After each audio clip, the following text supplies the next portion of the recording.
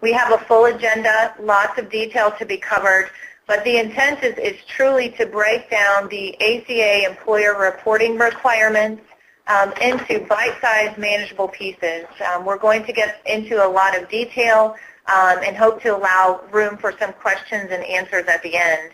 But I think as many of you can relate, the Affordable Care Act and all of its complexities, delays, continued controversy continues to overwhelm most employers. Of the over 14 million words contained in the Affordable Care Act and related guidance, it's created additional work with departments, HR departments, payroll, admin systems, and has certainly provided a lot of ongoing confusion. Today's topic will follow suit with some of that confusion, but again, the intent is to break down the content into manageable pieces to help you understand not only the complexity, but action items and actions that you can take to simplify and become compliant next year.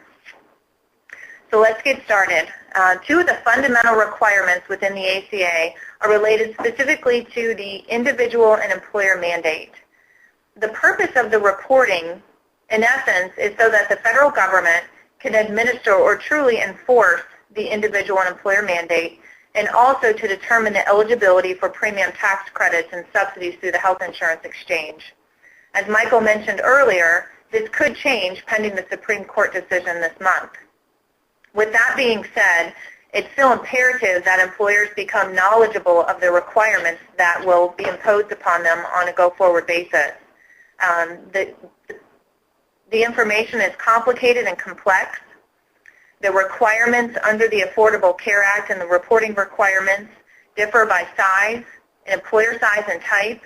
All reporting is based on a calendar year, so for those of you who have a non-calendar year plan, recognize that the reporting will impact you different than maybe some of the previous transitional rules. You'll find that data that's needed to complete these reports are housed in several different places.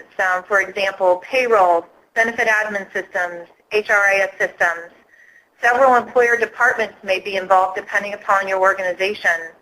And more importantly, what we're finding with many of our clients is software upgrades may be necessary within their payroll and benefit admin systems.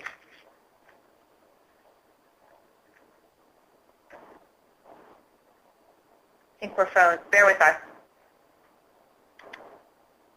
Okay, so to add to the complexity of the webinar, many combinations of forms, numbers, letters are across the board. Who is responsible for the reporting? What resources are needed?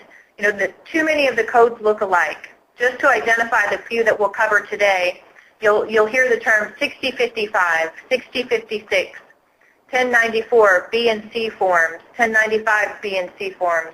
Again, lots of numbers, lots of letters. It's all broken down into the Federal Register. Again, over 14 million words contained in the Federal Register and subsequent communication. So we're going to take the next step and really go into the IRS codes and explain the requirements.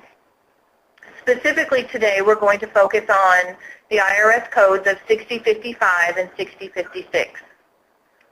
Under 6055, all action is required of all providers of coverage, and it relates to details of all covered persons within a health plan. Again, the IRS provides the data it requires the data to administer and to enforce the individual mandate. But it's important to note that employers of all sizes, both small and large, who offer minimum essential coverage are required to report.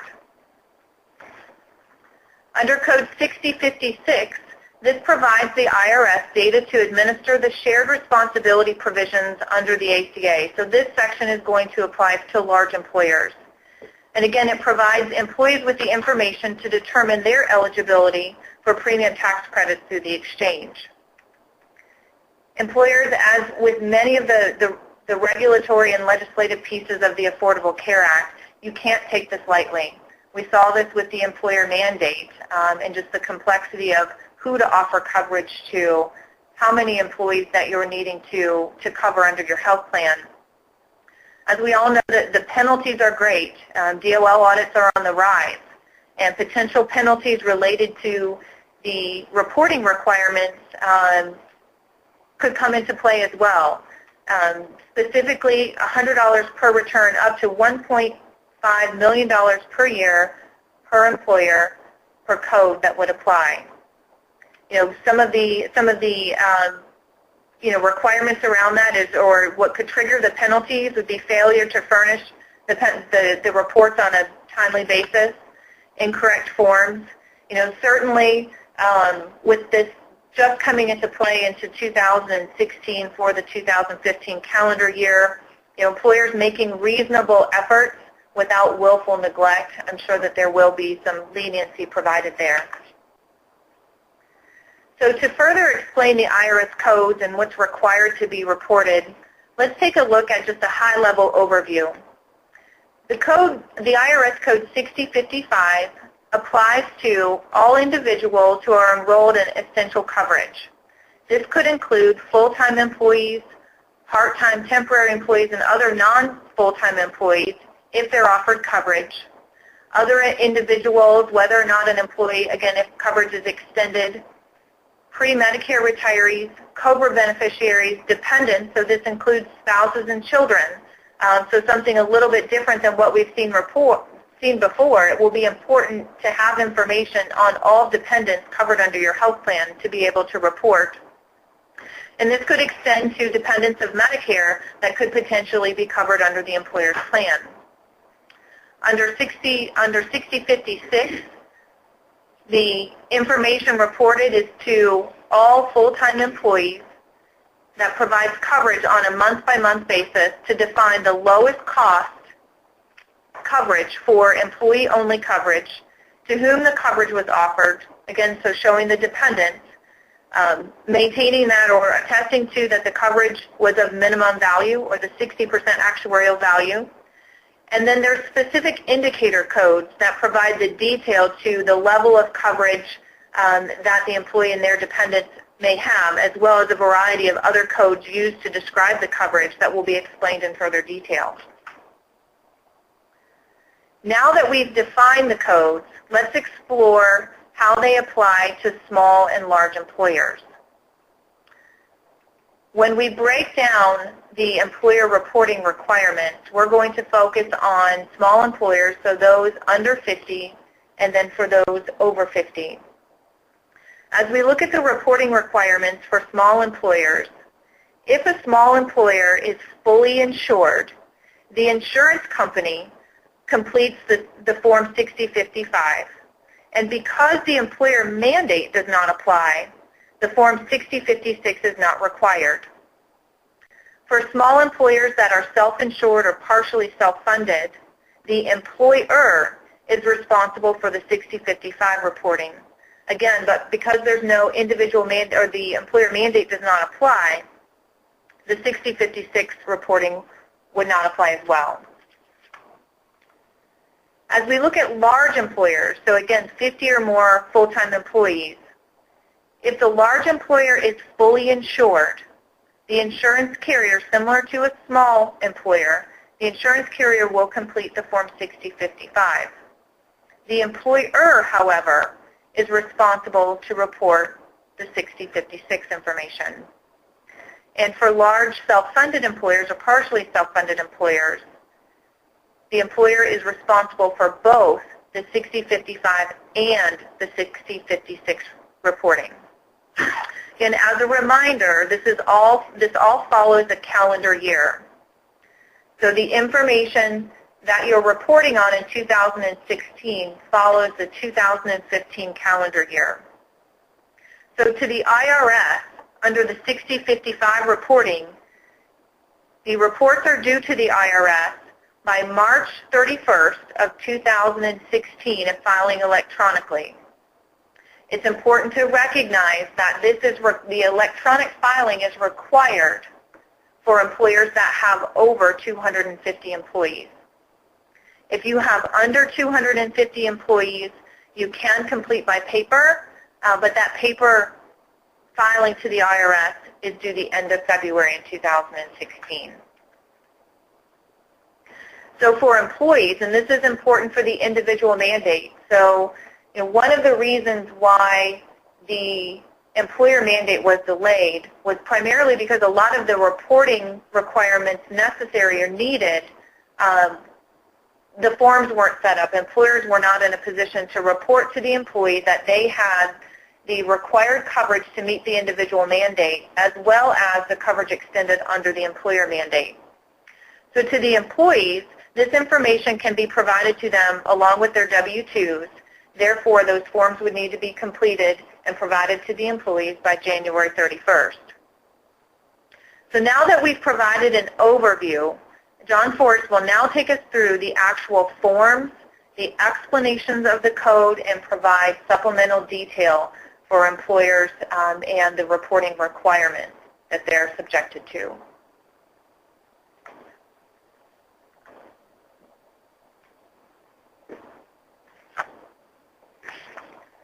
Thank you, Tracy.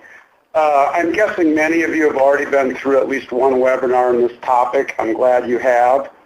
And by all means, revisit this one a few times. You learn this by repetition. It's extremely complicated. And like all things ACA, it seems at times to be unnecessarily complex. But we're going to try to break this down. So there'll be repetition. As I say, the IRS code's over on the left, 6055, regardless of your size. You're going to report that, and or your carrier, I should say, if you're fully insured. The code 6056 applies to all employers over 50, 50 and above, I should say. And then when we look at the forms, separating them from the codes over in the right hand, we've got the 1094s and the 1095s, both B and Cs. And we'll make sense of this in a moment. So again, the B forms line up under code 6055, which is tracking the minimum essential coverage on the individuals. In 6056, large employer reporting, you will use the 1094C for the transmittal and the 1095C. Now, if you're a large self-funded employer, you will combine your reporting for both IRS codes by using just the 1094 and 1095C forms. So who will use the B forms? Well, health insurance carriers are going to be responsible to report on their covered individuals. Sponsors of multi-employer plans, and I'll talk about that more in a moment. And again, as Tracy mentioned, if you're a self-funded group, but not a large employer, you will use the B forms. There's a glance at what the transmittal looks like. Pretty straightforward, simple, just a little bit of employer information. This is the cover that would go with the 1095Bs that would be going to both the employee and to the IRS. And while most of you won't be using a 1095B, I wanted to have you have a glance at it. Employer information, covered individual, and then all the individuals and dependents that are covered and their Social Security numbers. I'll have more to say about that in a moment. So if you're not a carrier, you're not a self-funded small group, and you're not a multi-employer sponsor, say goodbye to the Bs. So that's most of us. A little less complexity now. Okay, we get into large employers. The 1094C is the IRS transmittal. The 1095C, every employee that's full-time is going to get one. What goes to the IRS? Here's a look at the 1094C transmittal to the IRS. Interestingly enough, you'll note up in the corner, it still says 2014. So even though the final instructions in IRS form were released, they still haven't changed that to 2015. Part 1, that's the employer identity information. No surprise there. The applicable large employer, your address, etc. Line 17, we don't know what that's going to be used for. It's reserved by the IRS for future use. And you see lines 9 through 16. This is the only situation where reporting responsibility can be delegated to another party. It's for designated governmental entities only. Ignore those lines otherwise. And a word to any governmental entities that might be with us today. If you don't have an EIN number, make sure you get one, or the IRS will not process your return. Regulations give the example of a designated governmental entity situation. Maybe a school district is reporting on their teachers. They've delegated that to the state, and they intend to report on the balance of their employees themselves. In that situation, either the school district or the state will file an authoritative transmittal reporting the aggregate employer level data. And I'll say more about the authoritative transmittal in a moment. Part 2, that's identifying information for employer aggregated groups. So if you're part of aggregated employer group, you will mark yes. You will also indicate if you are the authoritative transmitting employer. We'll cover this in a second here. We'll break this down. Now, we've had a lot of questions over the last few months about line 22. I'm going to make the assumption that almost all of us will not be using box A, B, or D. I'll tell you why in a moment. But box C, pay attention to. If you are taking a transition relief, for example, you're a medium group between 50 and 99, full-time and full-time equivalent employees, and intend to meet your mandate obligation in 2016, make sure that you mark box C. What does page 2 look like? Well, here the IRS wants to know your full-time employee count by month. They also want to know the total number of employees. If you are part of an aggregated group, check off in column D. And here where we get a little trickier, this last column, E. What the IRS wants to know there, if you've marked that you're taking a transition group relief, there's only 2 codes that you can use in this box. The first I'd already alluded to, the medium-sized group 50 to 99, medium group, put code A there. If you're 100 or more employees and you intend to take the 80-person deduction noted in the penalty for 2015 only, then you will use code B. The last page, if you are part of aggregated groups or aggregated control group situation, the member groups will be listed here along with their EIN number. Let's talk about the control groups for a minute. Not necessarily the definition that's been covered in other materials, but an applicable large group, remember, is determined on the control group basis. If you're part of the control group, all the members are aggregated, then it's determined if you're a large group or not, and then each individual group is responsible under the 4980H mandate, if you will. Well, likewise, the reporting. Each member company, if it has its own EIN number, must report separately to the IRS.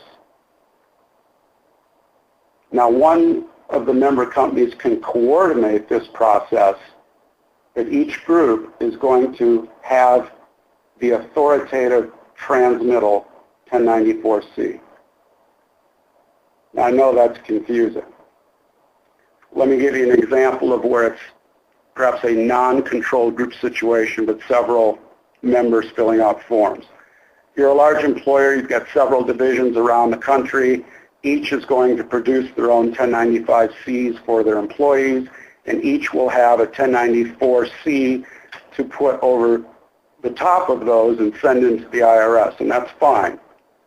But one employer at the top level, let's say, is going to be the authoritative 1094C transmittal.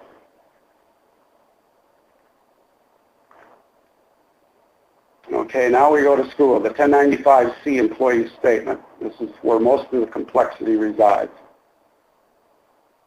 First, we'll take a glance at the form, the cover. Again, notice they haven't updated it to 2015 yet. Fully insured groups and self-insured groups. You're large, you're going to be doing this reporting. Fully insured, you're only going to do parts 1 and 2. Why? Remember, your carrier is taking care of the responsibility for 60-55. Self-insured, you're your own insurance company, of course, so you're going to do all 3 parts of the form, and we'll break that down.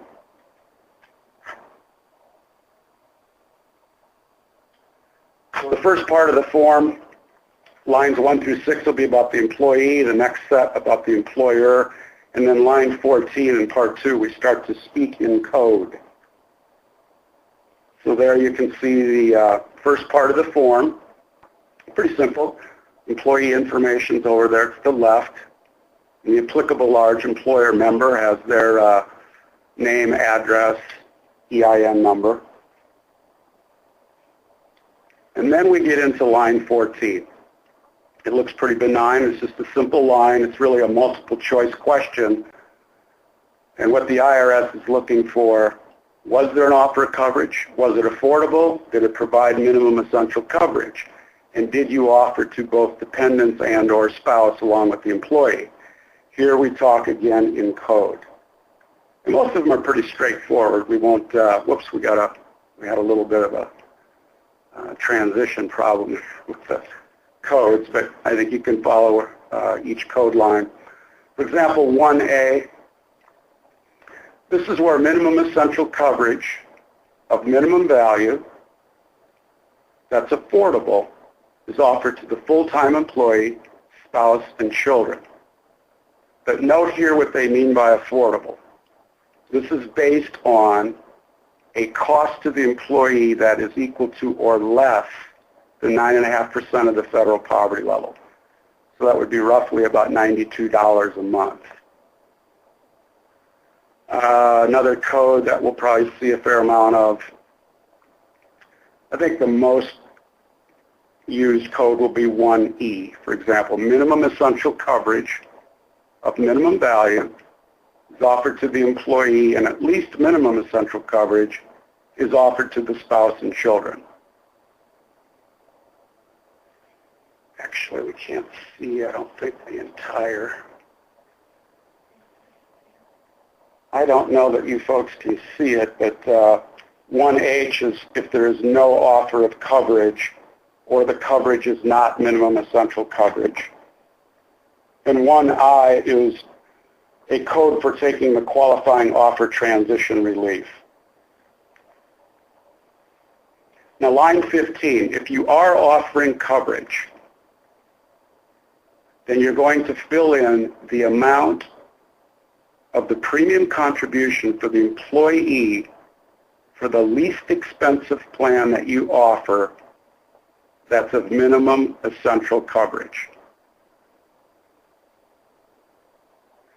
If you're a non-calendar year plan, this is a little tricky. Note that somewhere along that line, you could potentially be changing the contribution amounts midstream. If you change the contributions at your renewal, you'll have to capture that in one of these, you'll have to change over one of these boxes and continue out through the year. Now here's a lot of confusion and a lot of questions we've had around line 15. You are not entering necessarily what the employee is paying. That's not what the IRS is interested here. They're interested in what your offer is for that lowest cost minimum value plan. So if the employee buys up into a richer plan and is paying more, that's not what you enter. Stick with just that minimum essential coverage, minimum value offer. Probably the most complicated area of the form is line 16, and that's a safe harbor box. And here you're going to report if the employee was not an employee yet. I'll get into that in a moment.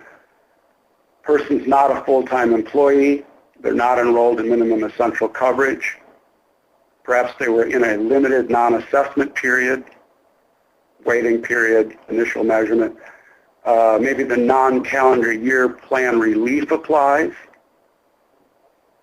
or you're under the multi-employer plan relief code. So what the IRS is tracking is, why wasn't there an offer? So again, we're going to communicate in code across that line. Here the codes are a little bit less straightforward in some instances than line 14. 2A is pretty simple. The employee wasn't employed during any day of the month. Don't use that for a month where an employee terminates. Only the months where the employee is not employed for even one day. Look down at the bottom, there's the code 2I.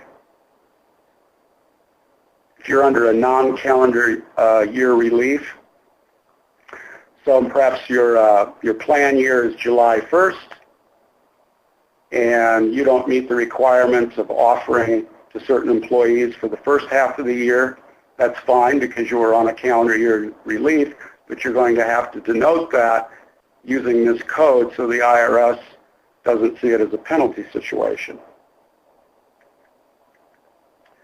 2B is the, I would say, the most complicated code. We use this if the employee is not a full-time employee and did not enroll in minimum essential coverage. But the instructions from the IRS say you also use it if the employee was full-time for the month and their offer of coverage, or actual coverage if they enrolled, ended before the last day of the month solely because of employment termination, such that otherwise the coverage would have went to the end of the month. So that's a mouthful, I know. The other instance where you use 2B, if for the first time, as of January 1st, obviously the employer mandate subjected you to offering benefits as of the 1st. If there's a group of employees you're offering for the very first time, you are allowed to delay that until your first payroll period. If that's the case, then you've got a gap between January 1st and that first payroll period. Use code 2B for any time period there. If you're an employer that's making a contribution towards a multi-employer union trust, there may be other codes that you could use, for example, for the affordability. Slightly phased out there is 2F or 2G, 2H. Maybe it's affordable using the rate of pay, safe harbor. Forget all those codes. Stick with 2E. If you're contributing on behalf of a full-time employee to the trust, just use code 2E on line 16. Now, if you're fully insured, you're done with this form. If you're self-insured, you move on to Part 3 to do your 60/55 reporting. So Part 3, what we're looking for is the individuals that are covered. So that might be that you're writing down the name of the employee that was already listed up in Part 1. By virtue of the fact that they were a full-time employee, they're getting this form. And if they have the coverage, you list them again down below. If the coverage, if the person's on the coverage for the entire 12 months, you can simply mark out that box or you mark the months that they are covered. Now we know we mentioned Social Security numbers. I'm going to let Tracy cover a couple things about that that are tricky. So as a reminder, for Social Security numbers, it can become problematic for some employers because they're not only needed to provide, they're not only required to provide Social Security numbers for the employees, but for their spouses and dependents as well. So under 6055, it requires all Social Security numbers of all covered individuals. Recognizing that this could be difficult to obtain, we're essentially midway through the calendar year. Date of birth may be used, but can only be used after reasonable efforts have been made to obtain the Social Security numbers.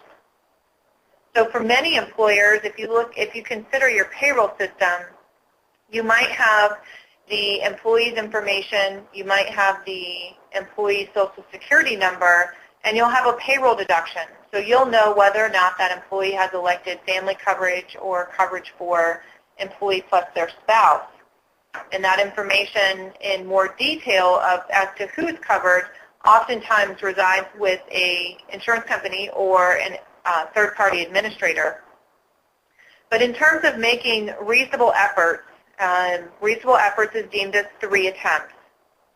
The initial solicitation when the employer relationship has begun, that could be during the initial enrollment process for that employee to provide the dependents and the employee's Social Security numbers.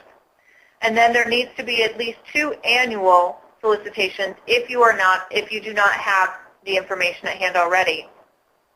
The first needs to be completed by the end of December for the year that the employee was hired. The second needs to be made by the end of December for the following year.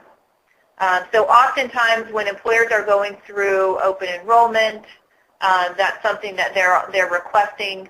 But now as we sit midway through the year, it will be important to recognize that 2 additional attempts need to be made to obtain the employee and dependent Social Security numbers. This could be oral, written, or electronic requests also appear to be allowed. But again, for those of you who have not made those efforts, we would highly recommend between now and the end of the year, additional attempts be made to obtain those Social Security numbers.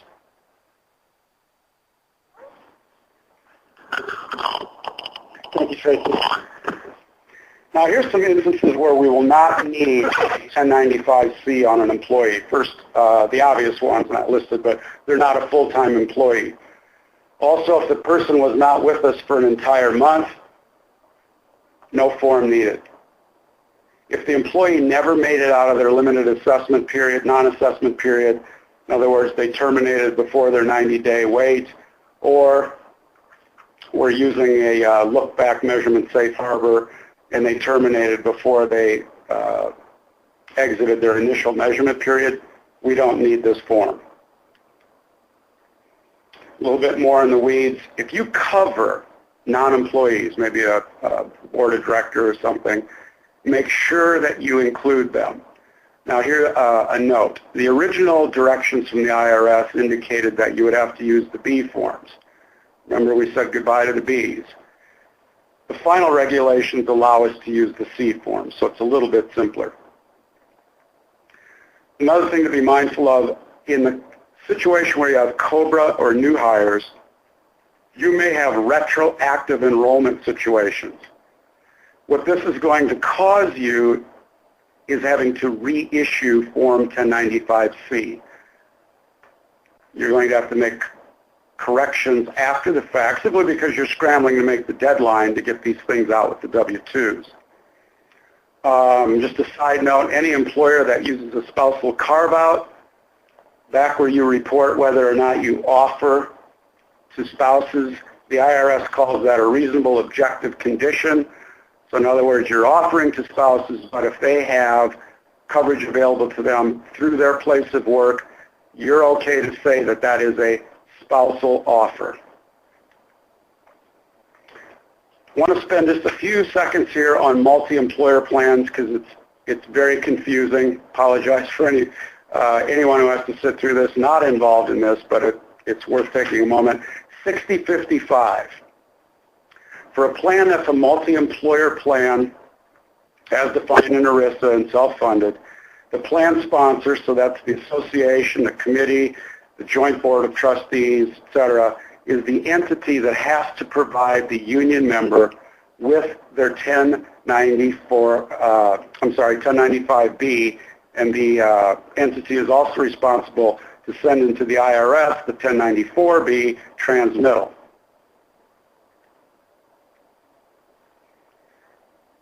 Under 6056, large employer reporting, the Fed said that the multi-employer plan could do this on your behalf. The problem is they never provided instructions on how this could possibly be done. So the assumption that we have right now is the employer, you are responsible. If you've got a full-time employee that's eligible for the trust, you better report on them. Now it's a little bit tricky because the employer is not directly making the offer of coverage, right? The trust is. But we as employers, we're relying on that interim guidance that said if we're making that contribution towards the qualified coverage, then we can act as if we're making the offer. So what we're doing is we're flipping back and forth on the forms on how we communicate that. So based on the interim guidance on the 1094C transmittal, Part 3, Column A, see where it asks about the minimum essential coverage offer? You're going to mark yes.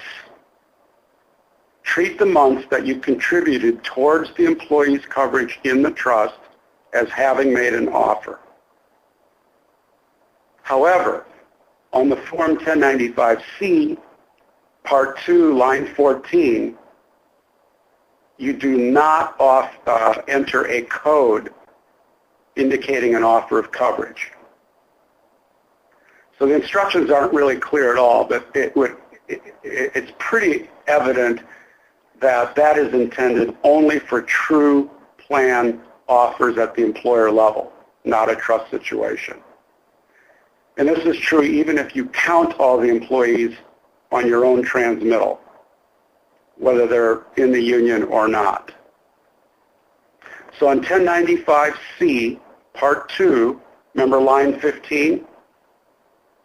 Now, even though you're not filling out line 14, you turn around and enter the cost of the lowest cost single plan, that's minimum value, offered to the employee through the trust. And remember on line 16 that follows, no matter what else, just use 2E. Now, if your plan administrator does provide this 1094 and 1095C reporting under 6056, be aware you can only have one authoritative transmittal. And likely that'll be yours from your company. So mark it as the authoritative transmittal. I owe it to you to talk about the alternative reporting methods, but they're, I'm going to say virtually useless, but you'll have questions around them, so I'm going to quickly go over it. Originally, we got excited when the IRS told us prior to the final regulations that if we made a qualifying offer to our employees, we wouldn't have to fill out all these 1095Cs. And the qualifying offer that we just mentioned a minute ago means that the affordability was based on the federal poverty level and that we offered this to 95% of our full-time employees and at least minimum essential coverage to the dependents and spouse. And what this originally said was we could simply give a statement to the employee that said that, maybe 2 sentences on a piece of paper. And if we didn't make that offer, That would be to the other 5%. Likewise, just a simple statement. Well, a couple of things happened. The IRS took it away from self-funded employers, and then it came about that we would have to produce the 1095-Cs for the IRS anyway. So in effect, this is an extra step of work, not a work savings. And likewise, the second form of that was just for years 2015 and beyond, almost identical except for a simplified 1095-C for the non-offering instead of a statement. Likewise, IRS took it away from the self-funded employers, and again, have to produce the 1095-Cs anyway, so what possible advantage there is, I can't come up with one. The 98% offer, there might be a few very small groups that would be interested in this. If you're a group that was able to certify that you offered minimum essential coverage of minimum value to 98% of your employees, note not full-time, all employees and dependents, including spouse, then you were not required to identify to the IRS which employees were full-time and which were part-time. Not sure what the advantage of that is either. So essentially we see that as impractical. Now, employer steps. We could spend an entire webinar on this, but from where we see it, the complexity revolves around your data volume. The more data you have, the more complicated this is. You're going to have to aggregate data from very different silos in your organization, HR, payroll, ben admin, leave administration. Most of you are aware this is already causing a lot of program upgrades or software purchases. And one of the questions we've had over time is about this electronic reporting. Hey, we're just at the size where we have to electronic report, but how do we do it? Does the IRS have any plans to build an Excel e-filing system for low-volume filers to make it easy for us? The answer is no, they don't. Can we populate the forms in a PDF and upload them to the IRS? Nope. They haven't provided anything along that lines. So a word about what this electronic filing means. I don't pretend to know it all, but it's covered in one of their publications, very specific to software developers and transmitters. Certain codes will have to be used, XML schema, there will be file limitations. There's Greek for it's Greek to me. Now you know why most people are out having to find outside help. So what do you want to do first? Find out obviously what your group size is, your type of group, review the content of this webinar, other webinars, meet with your internal and external team. Where are we going to go with this? 2, I think the biggest thing is where's the data at? Where do you house it? Some of it's in HR perhaps, payroll, ben admin, and then don't forget the leave administration data. Know if you're capturing it. Determination of eligibility, monitoring the affordability, eligibility enrollment for the COBRA, possibly some of you cover retirees, and of course all the active people, and service hours. Remember the ACA definition of service hours. It may not always be in payroll. Got the dependents, leave of absence, retirees, COBRA, all has to be bucketed. Who's going to be responsible at your organization? Will it be human resources, payroll, IT and systems, finance area? There's going to be a cost, obviously, associated with this. Whose budget is it coming out of? There'll be a lot of little details that you'll have to go over with your administrator. If you're using the look-back safe harbor to determine full-time status of employees, again, the tracking data may not be complete by the time you have to report. So that's going to cause retroactive correction of forms, a lot of busy work there. Even those of you just using the monthly format, you may not have a determination on that person's coverage for that December before your processor is getting out those 1095-Cs to go with the W-2s. Oh, we froze. Hang on.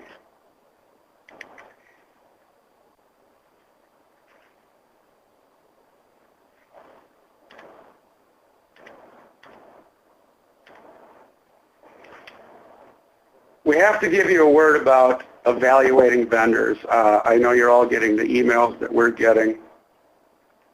Vendors have popped up everywhere. And they're all going to tell you that they do, quote, ACA 6055 and 6056 reporting. This is critical that you ask them what they mean by that. What we have found when we have vetted several of those that we'd not heard of before is what they really mean is if they can get good data from your other silos, and that's a big if, they will create a PDF of 1095-Cs for you. Well, we just went over the fact that if you're at 250 employees or above, that's not going to do you any good because you have to get them to the IRS. So make sure that a vendor is credentialed with the IRS and able to transmit electronically. It's your liability. Even though you're hiring outside help, it's on you if there are mistakes or late filings. So in terms of the vendor technology, I think you just want to scale it, take a look at what you need, break it down. Don't purchase more than you need. Everybody's out selling total packages. Frankly, some are using a little bit of fright techniques. Just stay calm and break it down. Do I need ACA support? Do I just need someone to help me aggregate the data? Do I need someone to help me store the data? Do I need complete dashboards to track eligibility and affordability, or do I already have that? Do I need a whole package of ACA, full reporting, tracking, the whole 9 yards? Don't buy more than you need. And some vendors are only going to have pieces of this to begin with. Others will have it all.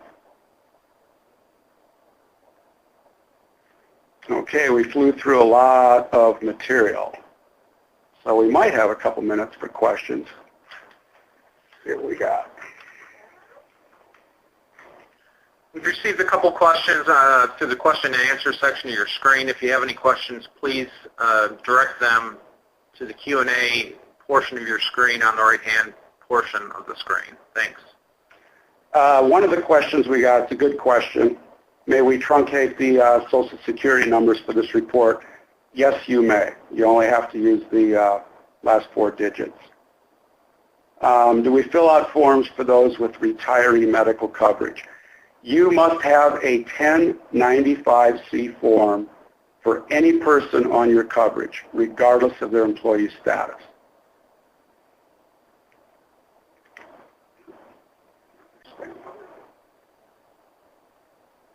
Let's see if we have any others.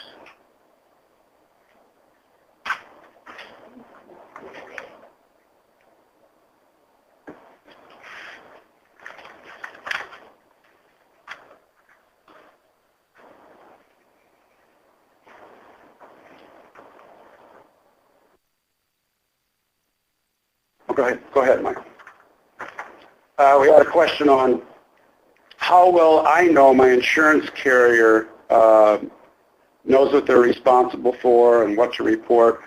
Well, I suppose the good news is under the regulations, because they are the provider of coverage, the onus is totally on them for the 6055 reporting.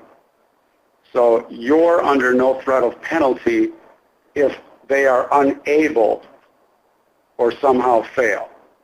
Remember, though, if you are a large group, you are responsible for 6056. Another question we got, what if my carrier doesn't have all the Social Security numbers? In that instance, they do have the right, after one attempt to collect that Social Security number, to come back to you to get that Social Security number from either your employee or dependents. So that's a good question. As you know, you're working, whether it's with your insurance company or a third-party administrator, oftentimes due to a variety of security breaches or the fear of that, they're using unique identifiers. So that will be an important question to ask them, is whether or not they ask for and house those Social Security numbers for all of the members.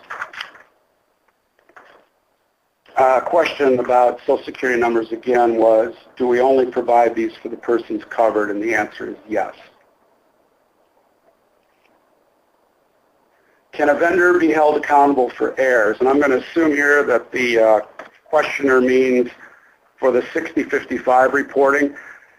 You know, your contract with your vendor and how you hold them responsible for errors and omissions, sure, you can put anything in that agreement you want, but at the end of the day, the actual responsibility with the IRS is on you and not the vendor.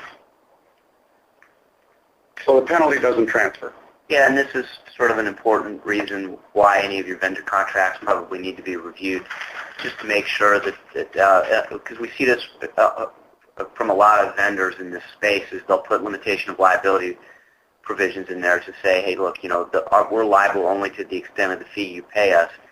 And because as John notes, the penalties can be incredibly severe. If you've got that limitation of liability, that potentially creates a problem, because you don't want $1 million penalty that's subject to a $50,000 limitation of liability from your vendor. So this will be important to review your vendor agreements.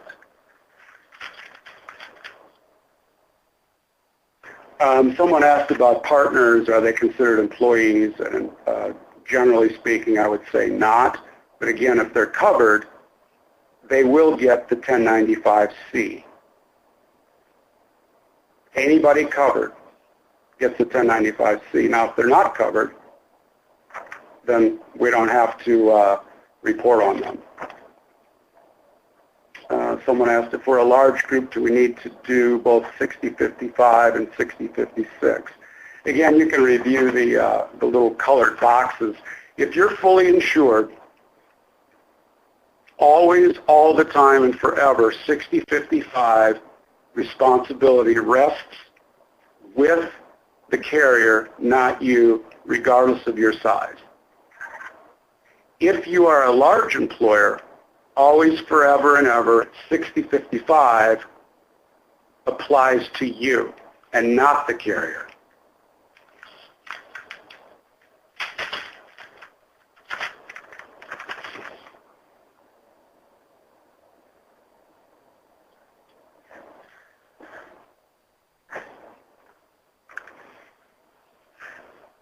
We're taking some time here to sort of sift through the questions, so please bear with us.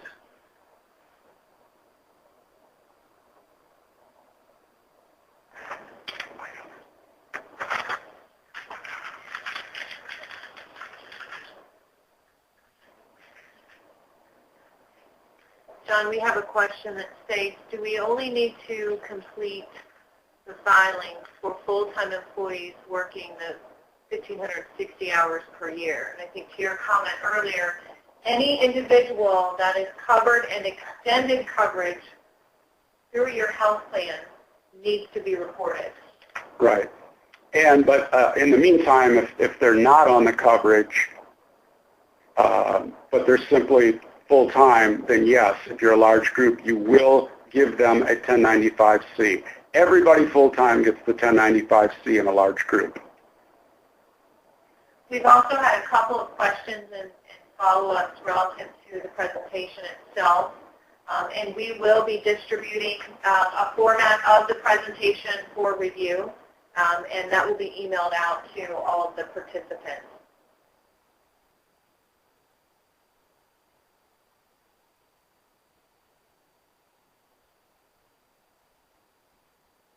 Questions?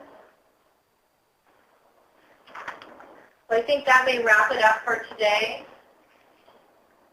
Yeah, thank you. Thank everybody for their participation. As Tracy said, we'll be following up with an email to everybody who participated in this, and we will either enclose the written materials, or provide a mechanism for you to respond back to request a copy of the written materials. Again, thank you, everyone. This is a very important topic and a very complicated topic. We appreciate your patience, and thanks again. Thank you. Thank you.